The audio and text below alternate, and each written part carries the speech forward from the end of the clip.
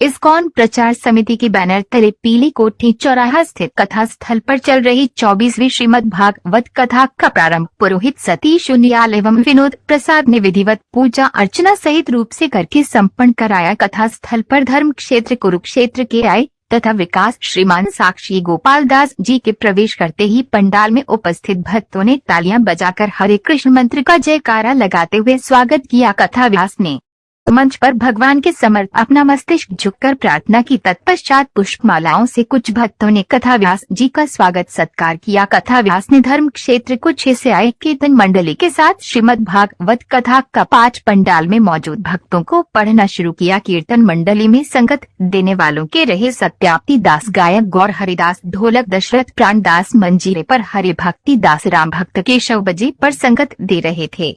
कथा व्यास ने कहा कि दुखों का अंत भक्ति से होगा, इसके लिए श्रद्धा जरूरी है। शुभ कार्य करने वाले को मनुष्य योनि मिलती है। भारत भूमि पवित्र भूमि है। ये टापू कम करने से, दूसरे के साथ भलाई करने से जीवन साधना होगा और भजनों को गाकर वातावरण को भक्ति में बनती है। भक्तों को नृत्य करने के लिए व्यवस्था कर दिया। मन चले रे वृंदावन धाम, राधे राधे जाएंगे, हरि भजन ले, हरि भज ले, हरि भजनों का मौका। आगे कहा कि भाव पूजा करने से भगवान नहीं मिलते, भगवान तो दूसरे के साथ हमदर्दी भलाई करने से खुश होते हैं, क्योंकि आत्मा परमात्मा है। आजकल भक्ति नहीं कर रहे बल्कि उल्टे काम कर रहे हैं। सत्संग की महिमा भी बताई गई। बिन सत्संग विवेक नहीं। गोविंदा हरि गोपाल हरि, जय जय प्रभु दीन दयाल, हरि भजले प्रभु दीन दयाल, हरि। महाआरती के बाद भंडारे का प्रसाद सभी भक्तों में वितरण किया गया। आज के आनंद उत्सव में सौभाग्यशाली परिवार राजीव अग्रवाल जी का रहा। महानगर मुरादाबाद के पीली कोठी स्थित रानी प्रीतम स्कूल के पास इस्कॉन प्रचार समिति मुरादाबाद के तत्वाधान में 7 दिवसीय श्रीमद् भागवत कथा का आयोजन बड़ी ही धूमधाम के साथ किया जा रहा है। 7 दिवसीय श्रीमद् भागवत कथा के दूसरे दिवस बड़ी संख्या में श्रद्धालु मौजूद रहे। इस्कॉन अध्यक्ष धर्म क्षेत्र कुरुक्षेत्र से पधारे कथा व्यास श्रद्धा श्री मां साक्षी गोपाल दास जी महाराज द्वारा भगवान शिव द्वारा माता पार्वती को सुनाई गई अमर कथा को सुनाया गया। कथा व्यास जी ने कहा कि एक बार मां पार्वती ने भगवान शिव से प्रश्न किया है कि आप अजर अमर हैं और मुझे हर जन्म के बाद नए रूप में आकर वर्षों की कठोर तपस्या के बाद आपको प्राप्त करना होगा। माता पार्वती ने भगवान शिव के कंठ में पड़ी यह नरमुंड की माला का रहस्य जाने की जिज्ञासा भी प्रकट की। भगवान शिव ने माता पार्वती से एकांत स्थान पर अमर कथा सुनने को कहा ताकि कोई अन्य व्यक्ति इस सुना सके, क्योंकि कथा श्रवण कर अमृत प्राप्त हो जाता है। इस बीच कथा सुनते हुए माता पार्वती को नींद आ गई और भगवान शिव कथा सुनाते रहे।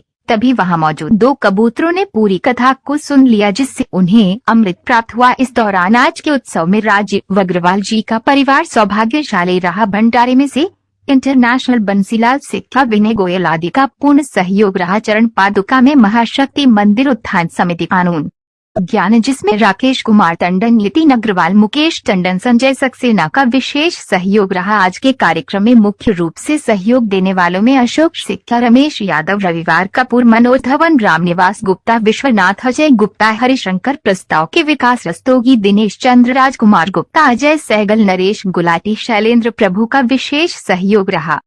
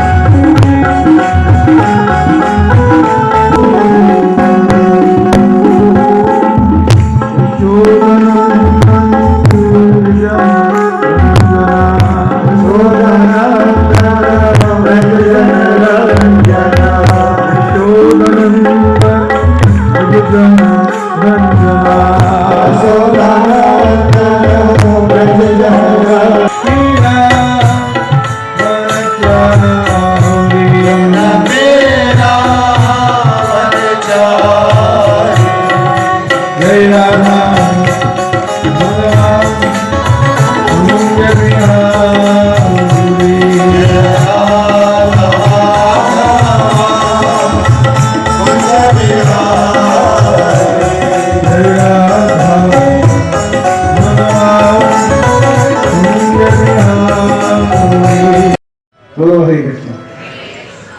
नहीं समझे? जिन्होंने माता लक्ष्मी का सहारा नहीं लिया, स्वयं सीधे भगवान नारायण से प्रकट हुए, इसलिए उनका नाम पड़ गया स्वयंभू। क्या नाम पड़ गया? श्री ब्रह्मा जी को शंभू बोलते हैं। नारद देवशी नारद जी, शंभू नारद और शंभू, और फिर तीसरे हैं भोले शंकर।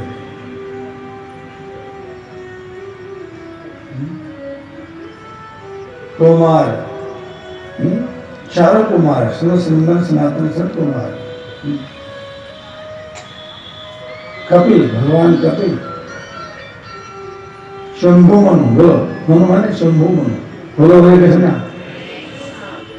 प्रहलाद महाराज, जनक महाराज, विष्णुदेव जी, बलि महाराज, व्यास की मैंने व्यास देव जी के पुत्र सुखदेव गोस्वामी जी, बोलो हरे कृष्ण। व्यास देव जी नहीं, कौन? व्यास देव जी के पुत्र जो है सुखदेव जी, वो है महाजन व्यास की। स्वयं और 12वां यमराज जी कहते हैं नाम, बोलो हरे कृष्ण। रहते आटा पीस रहे थे चक्की में, तो वो पसीने पसीने हुए आ रहे, बहुत गर्मी में पसीने पसीने हो रहे थे। तो भगवान को अपने भक्त महाराज अमरीश के ऊपर दया आ गई थी, तो भगवान ने क्या किया, उनके ऊपर पंखा करना शुरू कर दिया। तो अमरीश ने देखा ये हवा कहाँ से आई, तो देखा भगवान विष्णु क्या कर रहे थे, हाँ, अपने भक्त अमरीश के ऊपर पंखा चला रहे थे। अमरीश महाराज ने बोला, प्रभु ये आपका काम थोड़ी है पंखे चलाना, ये क्या कर रहे हो? कहते क्या राजा का काम चक्की चलाना है क्या राजा को चक्की चलाने के लिए बनाया गया है क्या? जब तुम हमारे लिए चक्की चला सकते हो तो हम तुम्हारे को पंखा भी चला सकते हैं। बोलो हरे कृष्ण। क्या अपने जीवा से भगवान का गुणगान करते थे, अपने हाथों से भगवान के लिए हैं सेवा करते, ताली बजाते, कीर्तन करते थे, अपने हाथों से सब कुछ, अपने पूरे अपने पैरों से चल के धामों में जाते थे, यात्रा करते थे, अपने कानों से भगवान की कथा सुनने में लगे रहते थे। कोई ऐसा अंग नहीं था जो उन्हें भगवान विष्णु की भक्ति में बोलो नहीं लगाया।